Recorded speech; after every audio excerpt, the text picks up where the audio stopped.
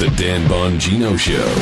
Get ready to hear the truth about America with your host, Dan Bongino. All right, welcome to the Dan Bongino Show. Producer Joe, how are you today? Ready to go, brother. Yeah, so I've been getting a lot of emails and feedback on the show. I really appreciate it. One of the questions I've been getting a lot, and I'm going to get to a couple things today, but I want to address this too, because even though I've covered it on a few shows, a lot of folks are emailing me, Joe, and they're saying, hey, what? Well, all right, Dan, great. You're explaining to us everything that's going on here with this Spygate and, the Clinton email fiasco and the Justice Department investigation. But when's justice going to come? They feel like there's a bifurcated justice system. Sure they do. Yeah. Understandable, right? One for us, the great unwashed, and then one for the political bow tie wearing, snot-nosed slobs in D.C. who get away with everything. Yep. Fair question. I'll get to that a little bit today. I also want to talk about an interesting story I haven't gotten to in a while. Cash is leaving the economy in Sweden. And I've warned you about this for a long time. Like, this is big trouble. Cashless society is NG, no good. And I explained this in the show a little while back, but I want to get into it just a little bit today as well, along with some other stuff. We have news of the day. Today's show also brought to you by our buddies at My Patriot Supply. Hey, why is America? Hey. Meet me in my office. Remember Happy Days? It was in the bathroom. It must have been some office. I mean, think about it. When someone else was in that office, what were they doing in that office in there? It got kind of nasty in old Happy Days. Yeah, there's a few lines there. We leave them alone. Yeah. Yeah, you never really saw that at Happy Days, All right, many wise Americans understand the importance of emergency preparedness. I know I do. Yet many don't actually prepare. Why? Well, I'm here to tell you it doesn't have to be difficult. In fact, by taking a few small steps, you can make any crisis seem like an inconvenience. Please don't wait for an emergency to strike and grocery shelves to go empty. This kind of freaked me out a little bit during the hurricane when the local grocery store down here in Florida, obviously we get hurricanes a lot, and the local grocery store started running out of food quick. I said to Paula, you stocked up, right? So make this the day you invest in some food storage for your family. I've told you about My Patriot Supply in the past. These are great people. Love this company. I communicate with them a lot. They've helped me plan for an emergency. I have tons of their emergency food. I buy it myself. I don't even ask them for freebies. I like it so much. And they have a special low price for you that is good this week only. Get each person in your household a 2-week food kit from My Patriot Supply for only $67 each. It's a great price. Thanks, guys, for doing that. Order your kits now, 888-411-8926, or go online to preparewithdan.com. That's preparewithdan.com to see all the details. That's $67 for 2 weeks of emergency food that lasts 25 years. 888-411-8926 or preparewithdan.com. That's 888-411-8926 or preparewithdan.com. Pick up your emergency food supply today. All right. So before I get to the cash story and a little bit on the growing debate over firearms in the country, which I believe is not being done by some on the left in good faith, I want to get to this. Here's why I think you should be patient. Folks, the IG report has not yet been released. I can't say this enough. The IG report, the Inspector General, this guy Horowitz, and just to be clear on what he's doing, because I'm still getting a lot of emails on this, Horowitz is looking into the Hillary email investigation. And the irony of this whole thing, Joseph, is that the IG report into the Hillary email investigation, that's disclosed all these irregularities. All of the anti-Trump texts by Strzok and Page, all of the FBI efforts at the management level, it appears to rope Trump in, and all of the efforts to change text in reporting and change 302s and things like that to give Hillary a pass. All of that was uncovered as a result of the IG investigation. The 302s are actually in relation to the Trump campaign. It hasn't been released yet. I'm not going to ask you to be patient with the Attorney General's office and the DOJ forever. Just wait till March, okay? Let's cut a deal, because I love my audience today. Can we make a deal? All right. We're going to handshake on this. There you go. We're shaking hands. Please, just let the IG report come out in March. If nothing happens after that, because I believe the report's going to be damning, and I'll tell you why in a second. If nothing happens after that, you are absolutely right, and we should demand that at that point, Sessions step down. But I'm just asking you to be patient. I've got on somewhat decent authority that they know what's up here. Now, a couple things on this. On the change 302s first. I've been telling you forever that the interview with Mike Flynn is critical. The interview at the White House with National Security Advisor Mike Flynn with the two FBI agents is critical because there's a significant amount of evidence now that the FBI agents in the room, I know one specifically, there are very credible allegations that he believed, according to Jim Comey's own words, the former FBI director, that Mike Flynn was telling the truth. Remember? Yeah. Flynn, Joe, was charged with false statements to the FBI, which would make it awfully ironic if he was charged with false statements to the FBI, but the FBI agents that spoke to him thought he was telling the truth. Now, folks, there may be a paper trail here. The IG is on this thing, the Inspector General. This is like the internal affairs for the FBI and the Department of Justice. If in paperwork documented from that meeting, hey, Joe, I'm giving you the wink and the nod. Oh, you see that? He's like, no, I really did give him the wink and the nod. Yeah, you did. If there's paperwork generated from that meeting that indicates at all that Flynn either told the truth or they thought he was telling the truth, and the wording of that was changed, just like the wording in the Jim Comey public press hearing on Hillary Clinton that was changed to make her appear less culpable of a crime. If wording was changed, there'll be a paper trail. That, folks, is damning. Because now you're talking about a very serious act that may borderline on criminal itself, especially the fact that some of this information may not have been exposed to Flynn. I don't want to reiterate old shows, but because I know I brought this up before, but it is worth repeating, and I certainly don't want to spend the rest of my life talking about the Trump-Russia thing either. There's a lot of stuff to get to, but it's really important, folks. It's really important you understand this. That people, there's the difference between this and, say, other scandals that were allowed to lie fallow, the IRS, Benghazi, that were legitimate scandals, the debacles in their own right, is this one has a very hard paper trail through court documents, through FBI investigative interviews, the 302s, which are, by the way, I didn't even describe it, that's paperwork they fill out after an interview, basically a synopsis of what happened in the interview with Flynn. If this stuff was altered, or if this stuff was changed, or if FISA court documents were submitted about information that was not verified, there's a paper trail.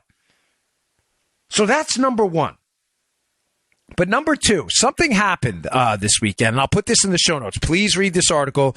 As always, the show notes are available at Bongino.com. If you join my email list, I will send it to you, of course, every day in your email box. A fascinating piece at The Hill. There's a Democratic senator, not a Republican senator, a Democratic senator from Pennsylvania, Casey. This kind of went with the media hasn't really been focusing on this, Joe. But Casey is now warning the special counsel, hey, man, don't release that report prior to the 2018 midterm elections. The congressional elections coming up right around the corner this November. Remember, I'm not talking down to the audience, but the House of Representatives, every member is elected every 2 years.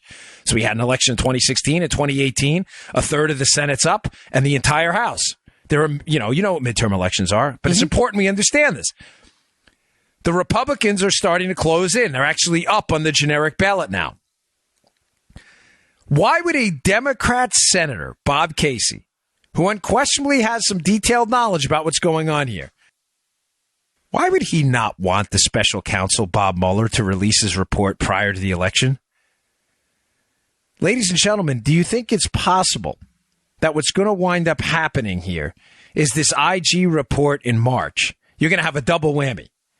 Follow me, Joe. This is important. All right. Here's the potential double whammy. And folks, we have been right on. We have not missed a prediction yet in this thing. If we do, I'll stand corrected. But is it possible that in March the IG report comes out and is absolutely damning about a couple of things? The fake prosecution of Mike Flynn. So Mike Flynn comes out of this thing looking like a superstar in the end. He may have made some bad decisions business-wise, but the fact that he was prosecuted criminally for a crime even the FBI thought he didn't commit would be devastating to the entire Trump witch hunt, right? Because it's all the Democrats have. There's been indictments, man. There's been prosecutions. Flynn pled guilty. Yeah, to a crime even the FBI didn't think he committed. Maybe he pled guilty because they were threatening to bankrupt him, and he was being overwhelmed by legal fees. People plead guilty all the time to just get out of the legal morass. Remember what I tell you over and over. The best line I ever heard from Tom Fitton from Judicial Watch. For the left, process is punishment. The legal process, folks, in and of itself is the punishment, not the result. Whether you're convicted to them or not is almost irrelevant. Putting you through the legal process is the punishment. So when you ask again, well, why would he plead guilty? Maybe to escape the process, not the punishment in the end. Took a bath. Took a bath. It's like we say all the time. That's what companies do when they're hurting. You just take a bath. And he's like, let's just get this done with. But don't you find it awfully suspicious how quiet Mike Flynn's been? Mm-hmm. Why has Mike Flynn not come out and defended himself? Maybe because Mike Flynn, Joe, the old wink and a nod again. Maybe because Flynn knows what's going on. Yeah. Maybe Flynn's defense counsel knows what's going on. He knows that the FBI may have understood he did not lie or did no intention to deceive them. So the double whammy number one, in March, it comes out that one, Flynn may not have been guilty of all this. And number two, that Hillary Clinton and the Clinton campaign may have, in fact, been given a pass on potential criminal activity. The IG report could be damning on that. I'm going to get to that part in a second, but I just want to get to the second prong of this. Because, again, this is in regards to the Democrat senator's statement, hey, maybe we shouldn't release that special counsel report. Maybe because the Dems are terrified, again, that number one, Hillary's going to look bad, the FBI investigation is going to fall apart, and number two, if the special counsel report, the final report comes out before the election, Joe, and what's in it is Zippo evidence whatsoever of Russian, quote, collusion with the Trump team to alter the election.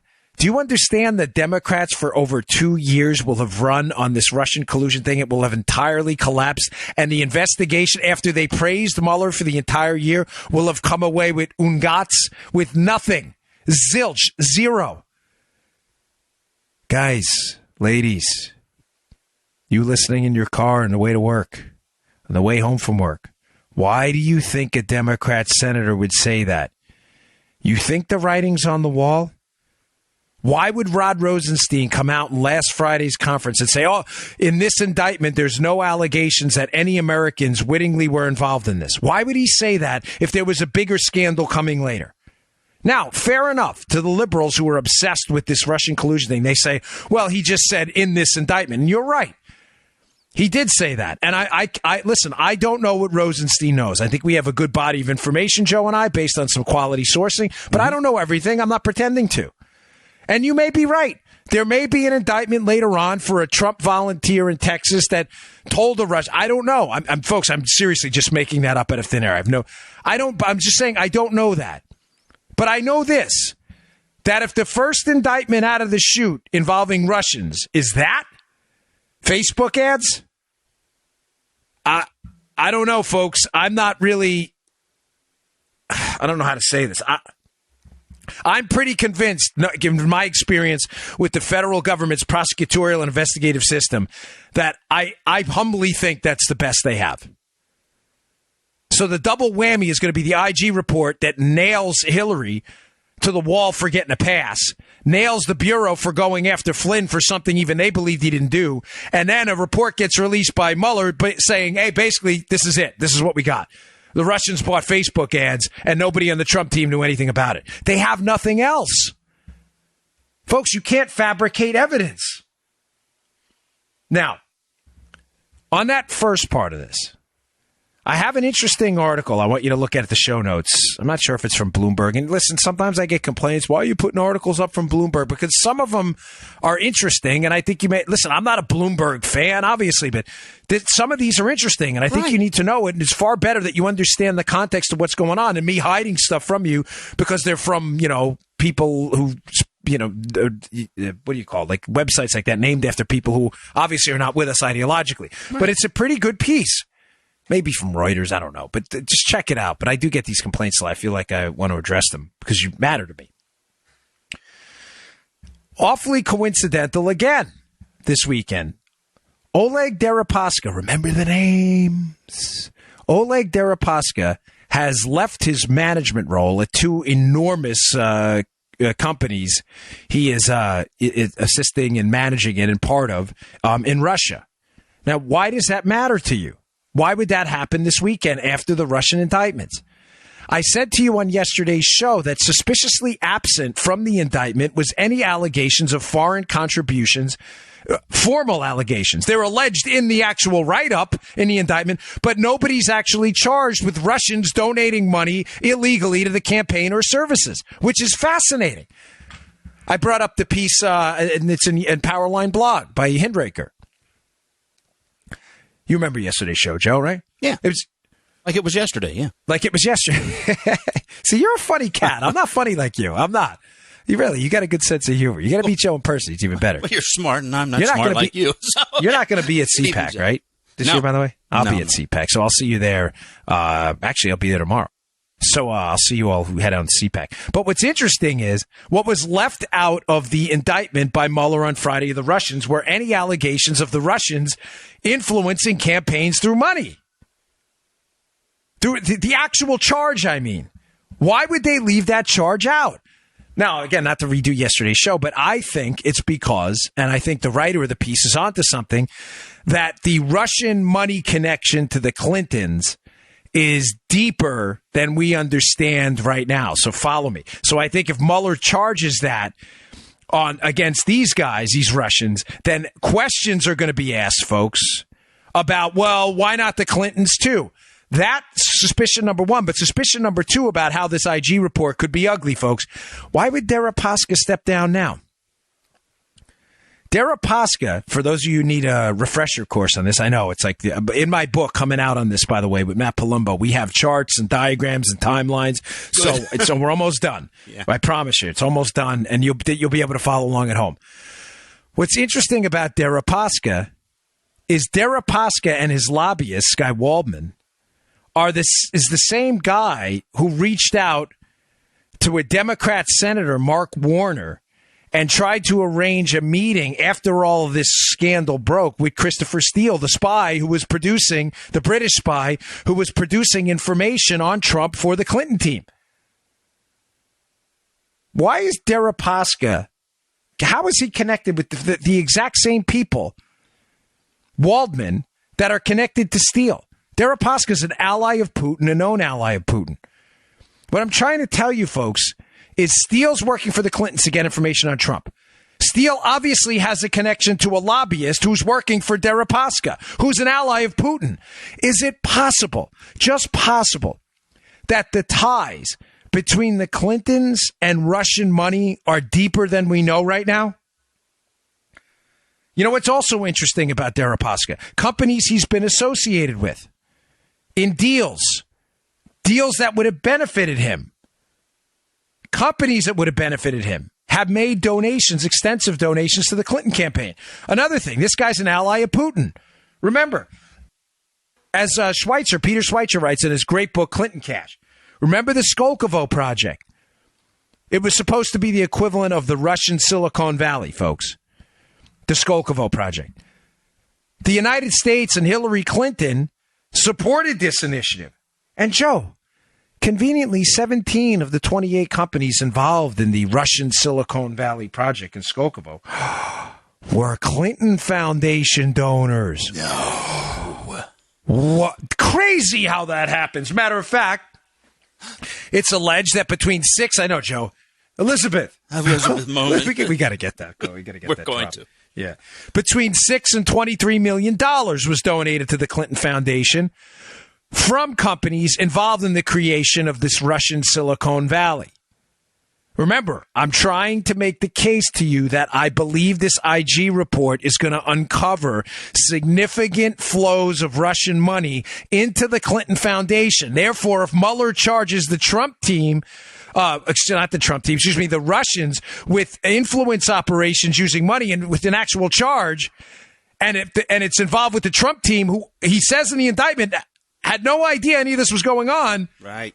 What if the Clintons did know some of this was going on? They're going to be like, why are the Clintons not in jail too? Folks, it makes perfect sense. Now, why is Skolkovo deeply, deeply troubling? Because the FBI, this is fascinating, Joe. I can see you're interested. I know Joe. Joe gives me the head tilt when he wants to hear what's next. I can see that. He leans into the microphone as if like leaning in is going to make the information come over faster. Skolkovo, the Russian Silicon Valley project supported by Hillary, in turn with the donors who gave her money were involved in it, or they gave the Clinton Foundation money, to be precise there. Mm-hmm. The FBI themselves, Joe, determined that Skolkovo was a very dangerous project, that it was really an attempt by the Russians to get their hands on dual-use technology. Now, here you go. I'm going to read this to you. This is from, where's this piece from? I forgot. I'm sorry. It's in the show notes today, but you can read this. It's not, as always, I only put interesting articles in the show notes, but this is from the piece. Forgive me. It may be from Reuters, but I forget. It says the FBI in 2014 issued an extraordinary warning. That's a quote. To U.S. tech companies against their involvement in the Skolkovo initiative. The agency concluded, Joe, this is ridiculous, that we supported this. The agency concluded that the true motives of the Russian partners, who were backed by President Vladimir Putin's government, were to obtain classified, sensitive, and emerging technology for the companies. The foundation may be a means for the Russian government to access our nation's sensitive or classified research development facilities and dual-use technologies with military and commercial application. Lucia Ziobrio, the assistant special agent at the FBI Boston office, said in a statement. Folks, seriously? Really? So let me get this to be clear on this. Companies involved in the Skolkovo initiative donate potentially tens of millions of dollars to the Clinton Foundation. It's estimated between $6 and $23 million. This initiative is called out by the FBI as an attempt by the Russians to steal dual-use military technology to potentially attack us with. And this was supported by the Clintons. Now do you see why yesterday's show makes so much sense and why these shows, I get it. I listen to your emails. I read every one of them. I get a lot of positive feedback. But once in a while, why do you keep focusing on this? Because it's not just about spying. It's not just about the Fourth Amendment. It's not just about the Trump presidency. It's not just about quid pro quo or pay for play or how Hillary's rotten and Bill's rotten and all this other stuff. Folks, this is about critical national security and the very the sanity of the constitutional republic going forward. Are we seriously doing this stuff? We're letting people serve as Secretary of State whose foundations named after her and her husband are accepting money from companies involved in an initiative that the FBI says is an attempt to steal potentially military secrets to use against us? And now you wonder why the Democrats want a lot of this to go away right now. You think? And by the way, one of the great ironies of the IG investigation, Joe, is that the IG investigation was requested by the Democrats because they thought they thought Jim Comey cost Hillary the election. So that is one of the greatest ironies of all, that the Democrats, in an effort to really stick it to Jim Comey and the FBI, asked the IG for this investigation that is now uncovering all kinds of stuff they'd rather, let's call it stuff, swept under the rug about the Clintons. Folks, I just want to sum it up at this point. I'm going to move on. The Russian involvement with the Clintons is going to get ugly. And that is why the Democrats need the special counsel to continue its work and to continue on the next path down. There's no collusion. So now it's going to be obstruction. If it's not obstruction, it'll be money laundering or something else. They will find the crime. Everybody's ripped the mattress tag off. They will find something. They need it. They need the special counsel to do the squirrel, shiny red ball, to distract people from what's really going on, which is the Obama year corruption, the Obama administration corruption, and the extensive involvement in the Clintons and the Clinton Foundation in some shady operations at best. All right. Today's show also brought to you by our buddies at iTarget. Folks, I really appreciate everybody who helps out our sponsors. They keep the show free. They are terrific. This is another great company. Listen, anybody can own a firearm. Anybody can fire a firearm. But the question is, can you fire it accurately? That's what matters. We trained every single month in the Secret Service. It got tedious, to be honest with you. We can never find parking outside of this facility we used to shoot at. It was the worst. You're like, gosh, I have to shoot again? Going to the range is tough. But we knew we had to do it. because you have to be proficient. But you have to, you have to spend money on the rounds. You have to clean your weapon afterwards. You have to get there. So go if you can. But if you can't, there's a good way to practice home dry firing. It's the iTarget Pro system. That's the letter I. iTargetPro.com. iTargetPro.com is the website. And what is it? It's a laser bullet you drop in a firearm you have now. You don't have to buy any other special gadgets for your firearm, whatever you have. I have a Glock 43 and 9mm. You simply you check the weapon. You make sure it's safe. As I always say, check it twice, check it 3 times, look, feel the empty chamber. You drop that laser bullet in there. Now it's in an empty weapon, and it's empty because this laser bullet obviously is not a live round. When you depress the trigger, it will emit a laser onto a target the iTarget Pro system comes with. And that'll tell you exactly where that round would have went. So you can practice in the safety and security of your own home. If you can't get to the range, this is a great way to work on your trigger control. Your sight alignment. Remember, equal light on both sides, level across the top. Way to work on your grip. Make sure that grip is strong. Make sure that grip is tight. Make sure that grip is aligning those sights perfectly. This is the system to do it. Take your dry fire practice to the next level. Remember, competitive shooters that do this for a living, they dry fire 10 times more than they live fire. Go check it out, iTargetPro.com. That's the letter I, TargetPro.com. I'll give you a promo code. It's a tough one, Joe. Dan, D-A-N. I wonder how they thought of that one. iTarget Pro. Good. You guys are great. I'm just messing with them. They're great. iTarget Pro, promo code Dan for 10% off. iTargetPro.com. Check it out. You'll love it. Okay. Listen, this, it's been a couple days since the really indescribable tragedy. I mean, I can't imagine what these people involved in Parkland are going through. And, there's an interesting article, a couple of them up out there I've seen at the various websites about something I got into the other day about why I think the debate about firearms never goes anywhere. And I was trying to sum it up without repeating any content. And I thought of this, and I just wanted to put this out there. The problem we have here is that you have a small pool of people in this country. The criminal justice research is conclusive on this. You have a very small pool of criminals in the country that cause the overwhelming proportion of crimes. Forgive me, but I don't have the exact number, but I'm telling you from years in law enforcement and having researched this for other shows we've done, there is a small pool of people that cause an inordinate amount of chaos.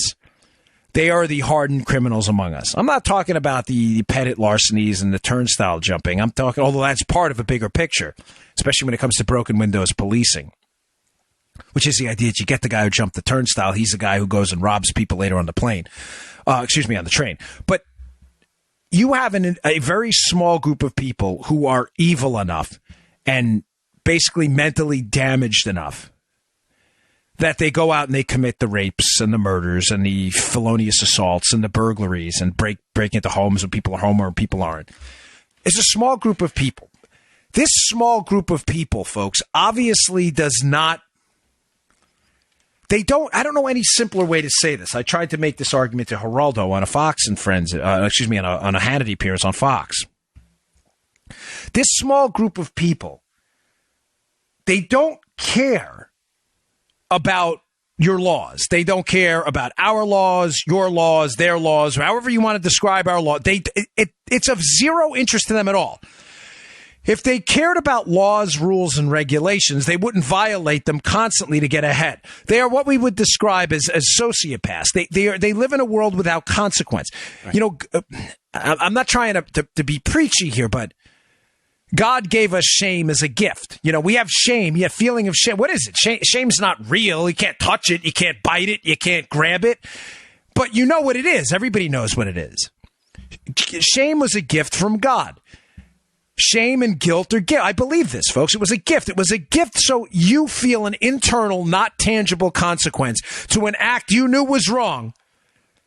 And that's the penalty. Do animals really have shame or guilt? I don't think so. Maybe your dog once in a while when you come in and the dog pees on the carpet. You know that look they give you once in a while.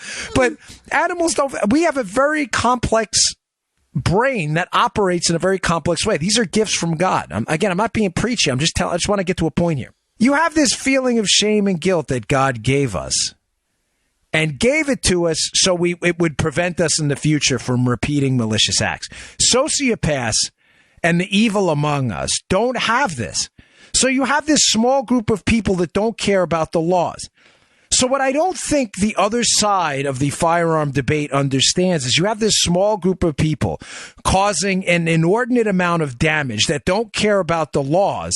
The way we see it is we need protection against these people because they don't care about homicide laws. They don't care about burglary laws, robbery laws, felonious assault. They don't feel shame. They don't feel guilt. They will just do it because that's what they do.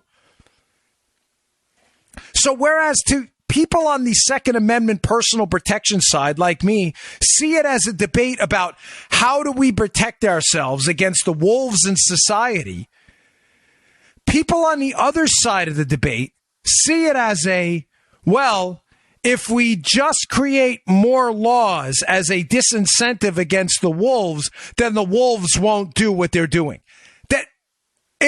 You see what I see? It's your frustration. Care. They don't care. This is, folks, if they don't care about laws against homicide, which clearly this maniac in Parkland didn't care, well, I'm asking you a very sincere question. I'm not trying to be a jerk here. Because I get it, there are a lot of people who are genuinely and should be genuinely disturbed by this, who are looking for answers. But why would you think an additional law, restriction, regulation, whatever it would be, is going to stop these people who didn't care about the most serious laws? So you have a guy or a woman out there who is sociopathic enough, feels no shame, no guilt, and no remorse.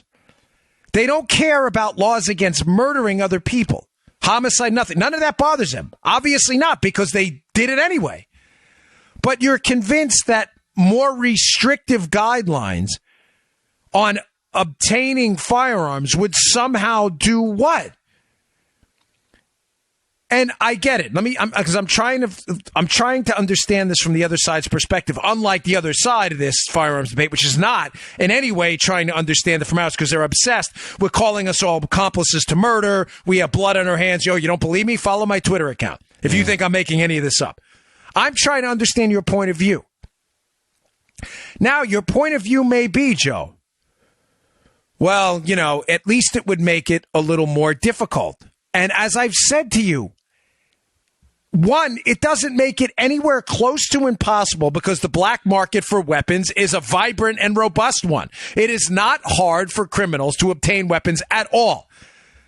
So your law at making it marginally more difficult at best to obtain a weapon, just to be clear, I'm telling you from evidence on this. Evidence on, I told you in yesterday's show about Australia and the gun confiscation. When criminals want weapons, they get them. Period. Full stop. Boom. The restrictions you're placing, though, on the criminals, which don't restrict them, because they will get them, whether it's in the black market or elsewhere, do restrict law-abiding, patriotic Americans interested in protecting themselves and their families from obtaining those very same firearms. So what I'm getting at is you have this small group of people that cause inordinate chaos. Because, folks, the risk of dying in a mass shooting is still very little. I'll put a Cato piece up today in the show notes. Take a note on that. I don't want to forget this because it's a good piece. It's called Are Mass Shootings Going Up? And the evidence, folks, does not support that. That is not to take away from the colossal tragedy this was. But the evidence does not support that. There's an average of 23 people a year who are killed in these incidents. That's 23 too many. But they are not, the data does not support that. And what a point I'm trying to make is this is all done by an inordinately small group of evil sociopathic folks who are not restricted at all by the new laws and restrictions you want to put in place. But those very same restrictions, folks, this is where we're going to sum it up, prevent the 99 out of 100 people who are law-abiding, God-fearing folks from protecting themselves against the 1 out of 100 who want to do them harm. That is why we fight for this. We all have kids, too. We're all believers in a peaceful, prosperous society. You think any of us want our kids going to school being worried about being shot up in an attack by one of these deranged killers? The point we're simply trying to make is your restrictions that affect the 1% of killers and chaos makers, it's actually far less than that, do not really restrict them, while they severely restrict the 99 others trying to protect themselves against that 1% or 1% of 1% again of people who are causing the chaos, death, and destruction. That's the point. I don't know if I summed that up at all, Joe. I mean, does that seem to make any sense? Yeah, that was good. The law I just remember hurt the law abiding. Yeah, it does. I just remember in the 7-5 precinct being a police officer in this 5.6 square mile precinct, which was very crime ridden at the time when I was back there in the 90s. And it was the same guys, Joe, all the time. You had, I don't know how many people lived in the precinct, 100,000 plus, a lot. And it was the same guys in jail all the time. I remember this one guy. He was a retired law enforcement guy. Yeah, retired law. Every weekend we'd see him in the car. What was he doing? Patronizing some prostitute or something. And this guy, I mean, he was a mess. He was into drugs and everything. And I remember the first time I saw him. We wind up arresting him, and I see him in a car, and don't worry, this will be family friendly. I know some of you listen to your kids, but I remember saying he's in a car with a woman who's, engaging in that kind of stuff. Yeah. And they're not doing anything specifically, but I see the guy, and it's very suspicious. The windows down his lane. I didn't say. I just went up to him and said, "Yeah, what's going on?" Now, I hadn't met this guy before. But the guys in the precinct, I found out later, knew him. And, he seems, all of a sudden, he's acting all suspiciously and furtively. It was middle of the night. Windows were down. It was cold. It was just very strange. And I remember saying, "What's her name?" It was the first question that came to my mind. And he's like, I don't know what he said. Joy? I don't know. Carmela? I don't know. It doesn't matter. I said, don't say anything. I said, "You guys got ID?" And the woman produces ID. And of course, that's not the name. So I knew right away something was up. Turned out all you had to do was look, and there was some stuff in the car that shouldn't have been. I'm not going to go into the details, but we arrest the guy. Bottom line. So keep in mind, this guy's former law enforcement. I bring him in the precinct, and he was a mess. He had newspaper in his shoes. His shoes had worn out. He must be broke, have no money. And the cops are like, "Oh, man, this guy's here all the time. Like, this is like the 20th time this guy's been arrested for this." My point is that it's the same people all the time. Folks, they don't care about the rules. They don't care about the rules against murder, burglary. They don't care about any of this. You think another rule. Oh, we're going to wait 7 days to buy a firearm. Okay, they'll wait 7 days then. Oh, now we're going to make it illegal for them to buy firearms that are ARs or in that kind of class. All right, they're just going to get them off the street. It's not going to restrict them. It's only going to restrict you. And that's why I'm so passionate about this. Folks, if I may, one last thought on this before I move on. I'm telling you as a friend to many of you, because I read a lot of your emails, and I feel like I know some of you, Ben and Judy and all you people who email me on a regular basis. I read your stuff. I just, unfortunately, given the volume and over the time to email you back. If I didn't believe in what I was doing, believe in the places I work, believe in the mission of some of the outlets I work, I'm a contributor over there for NRA TV.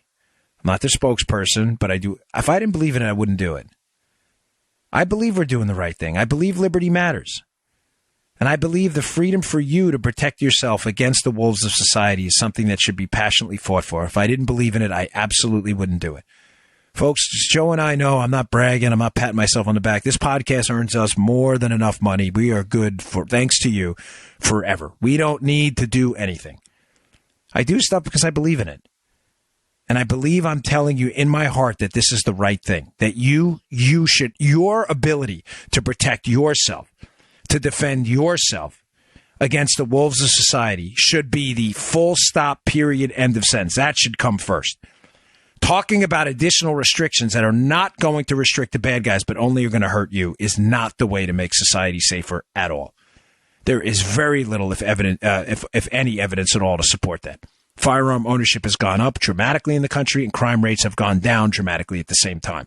That's the biggest sample size possible. Okay, I want to move on to this a little bit of a lighter note, this story about a cashless society, because it has me worried. I brought this up before, and it's kind of a warning sign to everybody out there. But before we get to that, Today's show is also brought to you by our buddies at Filter By. Folks, it's cold out there. Super Bowl was like -5 or something like that. Winter's in full swing. Finally, we're starting to shake the doldrums of the cold weather. But your HVAC system's working OT, overtime. If you aren't properly maintaining your filters, you're not only breathing unhealthy air, you might find yourself with no heat and thousands in repairs like I did. And I'm inside all the time. I have bad allergies, so for me, it's imperative that I change my filters all the time. There's a better way now with FilterBuy.com. America's leading provider of HVAC filters for homes and small businesses. FilterBuy.com carries over 600 different filter sizes, including custom options, all shipped free within 24 hours, and they're manufactured, folks, right here in the great old U.S. of A. FilterBuy offers a multitude of MERV options all the way up to hospital grade, so you'll be removing dangerous pollen, mold, dust, and other allergy-aggravating pollution while maximizing the efficiency of your HVAC system. Right now, folks, you can save 5% when you set up auto delivery, so you'll never need to think about air filters again.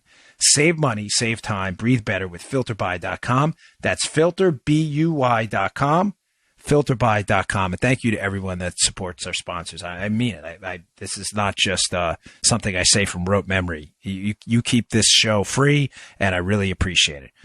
You know, should I say this, Joe? But I did get a complaint. A guy emailed me last week. Hey, you got a lot of sponsors, folks. This is one complaint that, keep in mind, out of probably 6,000 emails I received last week, if not more. These are good companies. They keep this show free. Joe and I do not want to charge you for the show. So we allow good companies to come in and advertise on our show, which we select and we vet and we go through. And that's why we do this. So, there's nothing, I can't apologize for that. These are good companies here that do the right thing. And I'm really happy to have them on board. So to the guy who complained, you know who you are. I'm very sorry, but you're going to have to go. What did you tell me, Joe? And what is it in terrestrial radio? How much? You can get up to 14 minutes worth of commercial spots in an hour of terrestrial radio. Yeah, we do 6 minutes of advertising in an hour show. Beat that. Beat that, folks. And one more thing, not to like pat ourselves on the back, but because you matter to me, folks. You really do. Mm-hmm. And Joe, right? If you're terrestrial radio, you would never be able to say this on the air. They'd be like, don't say that. Gosh, yeah. They would say, you can't talk about the air. But we are offered 4 and 5 spots a show, and we turn it down. You understand? We leave money on the table to keep the content heavy.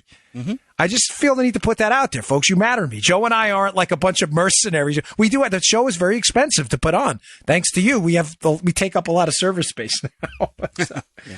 All right, sorry about that, but I like you all, and I don't want you getting the wrong idea. Okay, interesting story I'll put again in the show notes today about how cash is disappearing in Sweden, that these stores are putting up signs now, no cash, no cash. Basically, you're going to have to engage in financial transactions electronically, and then we do that here, debit cards, credit cards, and I think pretty soon the overwhelming majority of transactions in the United States, if not there already, are going to be electronically as well. Now, I did a show a long time ago, but I saw this today, and I don't like to repeat shows, but the point in light of the U.S. debt situation right now is going to come up again. Here's what I mean. I did a show, I don't know, 4 or 5 months ago. Forgive me, because we have such a deep library of shows right now. I don't know the number. But the show is about the dangers of the government wanting excessive inflation as a way to debase the U.S. dollar, as a way to devalue its own debts. Here's what I mean by this. John Maynard Keynes, who was the founder of Keynesian economics, the disastrous Keynesian economics, but he did have an interesting little point he made in one of his books where he said, think about it, right? The government could take your money one of two ways. Directly. So if the government wants to take, Joe, say 25%, of everything we make as U.S. citizens, they can tax the economy at 25%. All right, it's a simple answer. Their effective tax rates versus, actual tax. We get it. But just play the game for a minute. So if the economy is worth $1,000 and you tax it at 25%, the government would take $250 out of the economy. Whatever percentage from a certain amount of people. But that's what they would do. But there's another way to make people pay for government spending. And the other way to do it is to inflate the hell out of the U.S. economy. And here's how they would do it. Keynes gives a great example. He says, well, let's say the economy is worth $1,000. The government has monopoly power over what? The printing press. The government can print its own money. The Federal Reserve is, for all this nonsense about how it's an independent agency, it's not. The government, they're influenced by politics like everyone else. They're only human beings, the board of governors and all the folks who work there. Another way to take 25% is to just say the economy's worth $1,000, is to print $330. Now, you had $1,000 circulating before.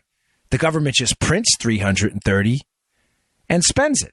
Now, 330 of 1,330 is right around 25%. Now, you may say, hey, that's great. Nice job. They didn't have to tax anybody. They printed the money. They get to spend 25%. Everybody wins. Everybody loses. Why? Because, folks, as you print more dollars, not backed by any real value, the value of the dollars you have now goes down. That's right. Joe's giving us the big thumbs. The value of the dollar you have now collapses. If printing money was a way to create value, we would just print it. No one would have to work. You would literally be giving a home printing system. The government would issue it and say, hey, print whatever you need. What limits the supply of money is the value that backs it. So if you print $330 and you spend it, the 25%, what happens is the value of the dollar collapses, meaning there's now, $1,330 in circulation, still chasing $1,000 in goods. So prices go up. That's what we would call inflation, because you have more money chasing the same amount of goods. So if you had 100 widgets, that 100 widgets, $1,300 is now chasing 100 widgets rather than 1,000 before. Does that make sense, Joe? Mm-hmm. Why am I bringing any of this up? Low interest rates in the economy are one of the ways, forced, not natural interest rates, but forcing interest rates lower, are one of the ways the government, via its de facto printing press, by forcing interest rates down, has tried to induce inflation in the economy. Because if you print extra money, you can buy up assets and drive. Let me just, because I don't have that much time left, but if the government wants to drive down interest rates and through the Federal Reserve, if the Federal Reserve wants to do it, they can print the money or create it electronically, which is typically just how it happens. And they can buy up assets and drive interest rates down by doing that, because then those assets don't have to compete in a free market for higher interest rates. In other words, if Joe's got a company and he's, issues a bond, the company may get, say, 5% on that bond, 6% on that bond. If the federal government enters in and goes, hey, we'll buy it at 3%, the federal government can drive down interest rates because it can print money while other people can't. Okay? Mm-hmm. So by driving interest rates low, the federal government can induce inflation. So by inducing inflation, you want lower interest rates. One of the things I warned you about in one of these shows in the past was the idea of negative interest rates. Now, negative interest rates destroy the value of money. Think about it. It's very simple, right? If you put your money in the bank at a positive interest rate, your money grows, right? If you get 5% a year, then your money every year grows by 5%, compounded. Yeah. If you put your money in a bank at a negative interest rate, your money loses value. If it's negative 5% would be unbelievably high, by the way, or low. You would lose 5% of your money every year, which also negatively compounds, right? Mm-hmm. Negative interest rates have always been a way to destroy the value of the dollar. Now you say, I don't get it. What are you saying? Why would the government want that? Folks, governments would want that because when the United States government owes $20 trillion, do you want that $20 trillion to be able to be worth $20 trillion now or $20 trillion inflated away? I'll ask you a simpler question. Do you want to buy your house at the value your house is worth now or the value your house is worth when it was built in, 1970? Now, most of you go, of course, I want to buy it for the $30,000 it was worth in 1970. Yeah. But it's the same house. All right, you made some upgrades, but it's the same house. You get my point? It's not the house that changed outside of some cosmetic stuff. It's the value of the dollar. The dollar lost its value over time. Therefore, you need more dollars to buy the same house. You get it? Yeah. The United States government that owes $20 trillion does not want to have to generate more dollars or more value and steal more money from you to pay that $20 trillion off. It wants the dollar worth less. The government loves inflation because it destroys the value of the dollar and simultaneously destroys the value of the debt. Now, low interest rates are needed for inflation, artificially low interest rates. The government loves to push them down. Now, one of the ways negative interest rates would work is you would keep your money in the bank. You would keep your money in the bank, and it would force people to spend, because look, people take money as, they were selling it as a way to induce consumerism and consumption. In other words, Joe, if your money's in the bank losing money, they think, well, negative interest rates would be great. People take their money out and spend it, and it will have this flowering economy. Folks, it's not what happened. What actually happened in Japan is people took their money out of the bank and put it in safes. That's what happened, which took more money out of the economy. It had the exact opposite effect. But the point is, the lower interest rates go, even into negative territory, it works really, really well for governments that owe a ton of money. Does it make sense, Joe? Yeah. Mm-hmm. So now you're in the negative interest rate territory. Mm-hmm. The only way to make that work, to destroy the value of all this government debt, which you want to do because the government spend a ton, is to make sure that people don't have cash. Because if people have cash, they'll do what they did in Japan. They'll just pull it out of the bank and put it in a safe and say, my money's safe now. Because remember, Joe, it only loses value if it's in the bank account that has the negative interest rate, okay? Mm-hmm. Yep. So the people in Japan, it was great for the safe industry. I got to get a safe, by the way. Any suggestions would be appreciated. People would pull the cash out. But if you read this story about what's going on in Sweden, where you're turning into a cashless society, do you now understand why governments love this kind of thing? Now, to be fair in the article, some government officials are like, hey, this is trouble because the elderly don't have access to some of these electronic payment mechanisms. They're not very familiar with, whatever, Apple Pay and other things. So I'm not suggesting that this is some devious X-Files like David Duchovny, Trump Russia fairy tale nonsense. I'm just telling you, whenever you hear about a cashless society, especially you youngsters out there, I don't mean it in a condescending way. I mean literally, for you younger folks who are very tech savvy and you see Apple Pay and Face ID Pay and all this other stuff as an efficient mechanism. You're right, it is, and I enjoy it too. I'm just suggesting to you, be very careful when you see governments getting involved in it and trying to incentivize more of this stuff, because their motives may not be what yours are. Your motives are clearly convenience and clarity and the ease of not having to carry around cash and lose it. Mine too. I'm with you. All right. That is not the government's motive. The government's motive for a cashless society is making sure you keep all your money electronically. That way, if they ever have to drive interest rates lower and lower and lower to the point where your money's literally losing money dramatically, you have to keep it in the bank because there's no other way to pay. You can take your cash out, but nobody takes cash, so it doesn't matter. Be very careful. Does that make sense, Joe? Did I tie that up? Yeah. It's an important story, and I'll do my best because I did almost an entire show on this, and people loved it. And it was I wrote a piece at Conservative Review a while ago about it too. How be careful, government motives are not yours. They are not yours. The government needs desperately to devalue the $20 trillion in debt it spent that it didn't have. They will do anything, and if they get desperate enough and you start seeing negative interest rates induced by a loose monetary policy, they are pretty soon, you may see something like, hey, let's incentivize companies to, accept payments only electronically. Oh, why would you want that? So people don't take money out of the bank. That's why. If you can't use the cash, you have to do an electronic payment, which requires you to keep the money in a bank. By the way, that's why governments hate Bitcoin and other things like that as well. You know me, I'm a little bearish on Bitcoin, but I'm not at all bearish on cryptocurrencies. I think they're a great idea. I just think some of them are overvalued a bit. But I know I'm going to get nasty email on it. Listen, I love it. I love cryptos. I'm serious. Please don't email me nasty grams. It's just my opinion. I'm not your financial advisor. Invest how you want. I'm just suggesting to you again, for the younger folks listening, be very careful about government rules and regulations designed to make this the hip and cool thing to do, because they're not doing it for the reasons you think they're doing it.